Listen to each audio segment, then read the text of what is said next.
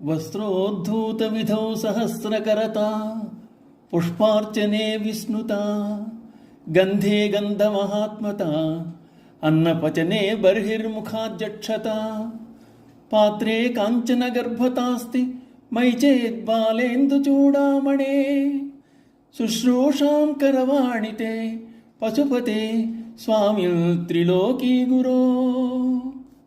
శిరస్సునందు బాలచంద్రుని అలంకారంగా గలవాడా చంద్రశేఖర, పశుపతి, ప్రభో, ముల్లోకములకు నీవే గురువు, బ్రహ్మోపదేశం నీ గలవాడవు నీ ఒక్కడివే. అటువంటి నీకు వస్త్రోపచారములు చేయుటకు 1000 కర్మలు కావాలి, పుష్పోపచారములు చేయుటకు వ్యభనశీలుడు కావాలి, గంధోపచారము చేయుటకు గంధవాహుడు కావాలి, హవిస్సు నివేదన చేయుటకు అగ్నిముఖాధ్యక్షుడు కావాలి, అర్ఘ్యవిధినిచ్చుటకు హిరణ్యగర్భుడు కావాలి. వారందరూ నా యందు ఉన్నగాని నేను నీకు ఉపచారములు చేయలేని అశక్తుడను. అటువంటి నిన్ను నేనిప్పటి స్థితిలో సేవింపజాలను అని అంటున్నారు శంకరాచార్యుల వారు. భగవంతుణ్ణి పూజించే 3 విధములు అనగా కాయక, వాచక, మానసిక పూజలు క్రితం శ్లోకంలో చెప్పబడ్డాయి. ఈ శ్లోకంలో నిత్యం చేసే షోడశోపచారాల్లో కొన్నింటిని ఉదహరిస్తున్నారు. ఇవి కాయక సేవలు.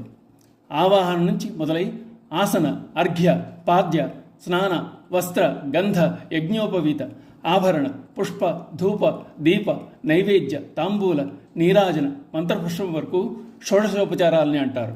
చతుర్దశ భువనాలకు అధిపతి, ముల్లోకాలకు గురువు అయిన పరమేశ్వరుడంతటి వాడిని పూజించడం అంటే మాటలా అని అంటూ కొన్ని ఉపచారాలు ఎవరు చేయగల సమర్థులు, ఎవరు చేస్తే బాగుంటుందో చెప్తున్నారు.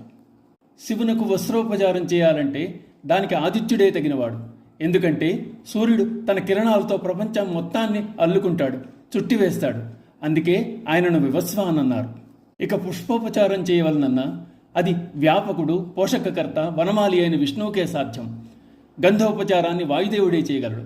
తనతో పాటుగా సుగంధ పరిమళం తీసుకుని పోయి సర్వత్రా ఆ సువాసనలు వ్యాపింపజేస్తాడు. ఏదైనా పదార్థాన్ని వండి హవిస్సుగా నివేదన చేయగలవాడు అగ్నిముఖాధీశుడైన ఇంద్రుడొక్కడే.